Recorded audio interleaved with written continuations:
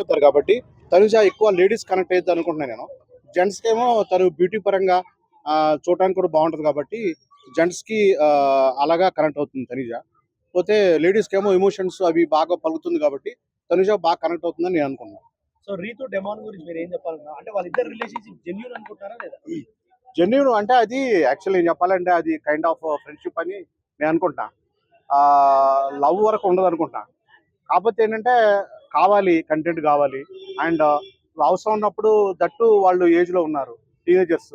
So ఆ ఏజ్లో ఉన్న వాళ్ళకి ఆటోమేటిక్గా సహజంగా అట్రాక్షన్ ఉండటం కామన్.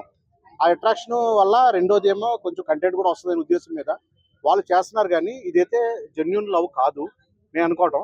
ఇదేంటంటే just for attraction and close friends అయితే ఉండొచ్చు, బాండింగ్ అయితే ఉండొచ్చు. సో ఈ వారం ఎవరు ఎలిమినేట్ అయితే బాగుంటుందని మీకు అనిపిస్తుంది?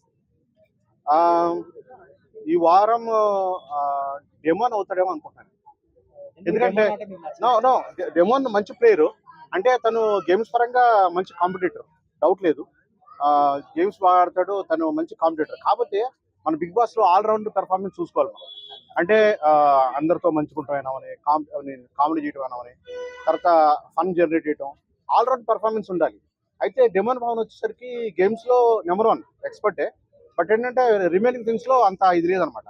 సో నేనేమంటానంటే బిగ్ బాస్ కంటెస్టెంట్స్ ఎవరైనా కూడా కంపల్సరీగా ఆల్రౌండ్ పెర్ఫార్మెన్స్ చూపించాలి. దట్టు గేమ్స్లో ఉండాలి, అన్నిట్లో ఉండాలి. కాబట్టి తను థర్డ్ కానీ ఫోర్త్ కానీ ప్లేస్లో ఉంటాడు. కాబట్టి ఎలిమినేట్ అయ్యే అవకాశాలు ఎక్కువ ఉన్నాయి అనుకుంటున్నాను. సో మీ ఒపీనియన్ పరంగా టాప్ 5 లో ఎవరు ఉండబోతున్నారు ఈసారి?